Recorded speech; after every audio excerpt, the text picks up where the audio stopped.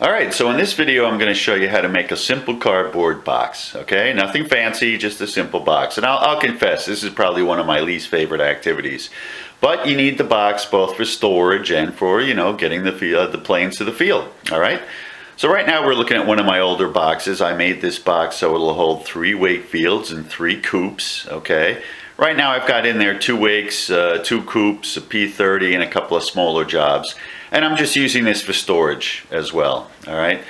Now the problem with this one with the old timers is it's only 6 inches deep and some of them have tall fins, okay? So you need a deeper box, and that's why I made this larger box. Now this is 10 inches deep, 18 inches wide, all right? And I checked with all the old timers I'm planning on building. They'll all fit in there, okay? Right now I've got 4 old timers in there, all right? The Hurricane, the Lanzo, the Pepper, and the Sky Gull. I also have, it's in the bottom, hard to see, but I've got a P30 in there as well, and there's even room to throw something else in as well. And you can see I have a bag of props there, okay?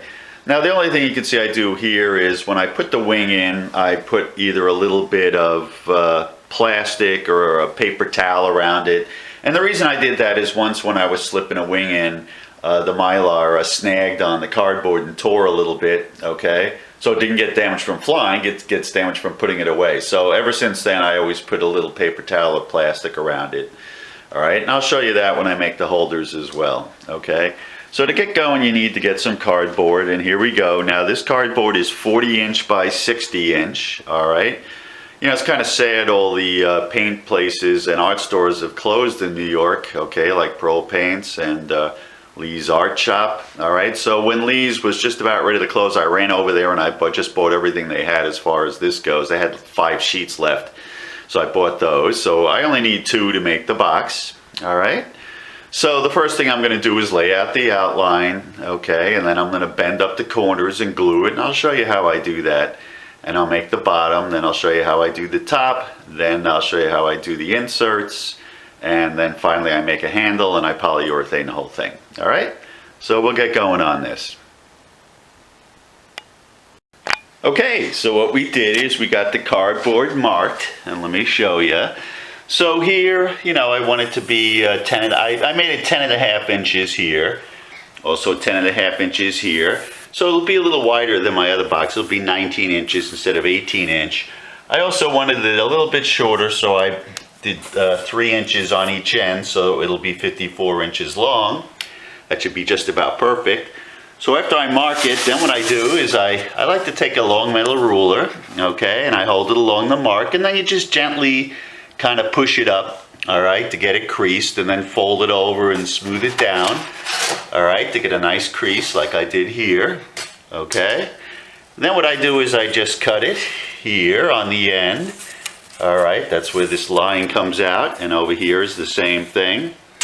Now you're ready to glue. So I make this the inside, and you can see it folds up, and then I fold up the bottom, and then I'm going to glue it. Now to do this part, I like to stand the box up and weight it down. You also want to make sure you have a nice right angle here. So I'll show you that next. Okay, so now I glued the first corner. Okay, I just used good old white glue here. And you'll also see I put some saran wrap on the floor so you don't get glue all over it. Alright, and then what I did is weight it down. Here I just used a dumbbell, or you can use books. I do it that way sometimes too. And you can see I have the box standing upright. Now the important thing to do here is to make sure that, it's nice and square there in the corner, okay?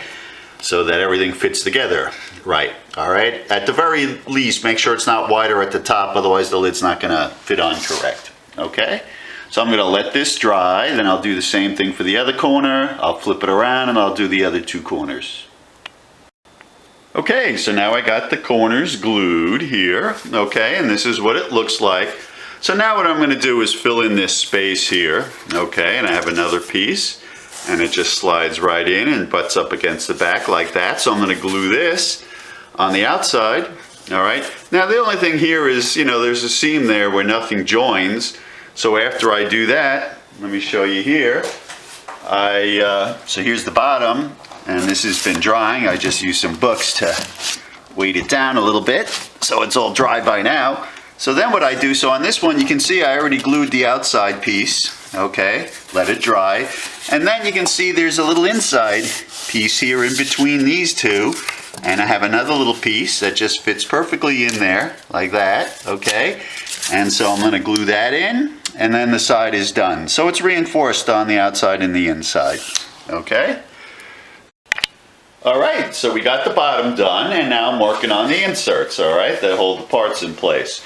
Now I've already got one done. Let me show you how I do this. So basically I take a piece of cardboard, and here you can see I mark where the spaces are. I already cut out a few, alright, and I fold it this way. And the main thing you got to make sure is that it just fits in perfectly, you know, width-wise, okay? And you can see I put little flaps that I glue on, and then the same on the bottom, alright? Also, you should have the, so you'll see, for example, it's going to go in like this. Now, also, you should have it so that the grain is going this way, okay? That makes these a little bit stronger. And then what I do is I glue in one bottom there, then I'll glue in the other, then I turn it on its side, and then I glue these in. Okay, now you can see I already got one in there, all right, and this works really nice. The wider space is for the fuselage, and this is for the wings. Also, I can get some tube bodies in there as well. So that's basically what I'm going to do, okay? So I'll cut this one and I'll get it in, and then all we have left is I have to make the lid. I'll show you how I do that, and then I'm going to put on a handle, and you know, we'll pretty much be ready to go. Alright, so we got the bottom done, and now we're working on the top, okay? Now there's two things I did on the top. The first thing is you don't want it to go all the way on, you know, it's 10.5 inches deep, and if you make the lid 10.5 inches, it's going to be incredibly difficult to get it off. Alright, so you really only need it to go down maybe 8 inches or 7 inches on each side. So the first thing I did is I trimmed off about 5 inches, okay? And you know, that worked out anyway because the ends were kind of messed up, so I just trimmed them off and cleaned it. Now then I glued one of the corners, alright? But I didn't bend the other side or even mark the other side, okay? Because what I'm going to do is I do it with the box actually in there. You want to get a perfect fit, alright? So what I do is I slip the box in there, and then when the box is in there, I'll bend that down, okay? Just to make sure I get a nice perfect fit. Then I'll glue that, and then when that's done, I'll do it on the end. I'll bend the end down to make sure that fits perfectly. And then I just reinforce the ends, and we're ready to go. Okay, we got the lid done. Fits on nice and tight. Alright, I polyurethaned it. It's down in the basement drying. And now I'm going to show you how I do the handle, okay? Now I used to put the handle on the lid, but now I don't do that anymore. I like to put it on the, you know, the inside part. I think it's stronger. And also I put it very close to the edge, okay? It just makes it easier to carry the box, alright? So all I do is I get 3 30-second wire, here it is, and then I use either, if I have a 1/2 inch of PVC tubing, here I had an old cardboard tube, I thought I'd use that, okay? So then I, you know, bend it, make sure it all sits nice and flat, and then I glue it to the lid. Now I like to use 5-minute epoxy like this for the lid because it's kind of rubbery. You don't want to do it with a glue that's brittle, otherwise the handle is going to break off. So I like to do it with the 5-minute epoxy, alright? So then I let that dry, okay?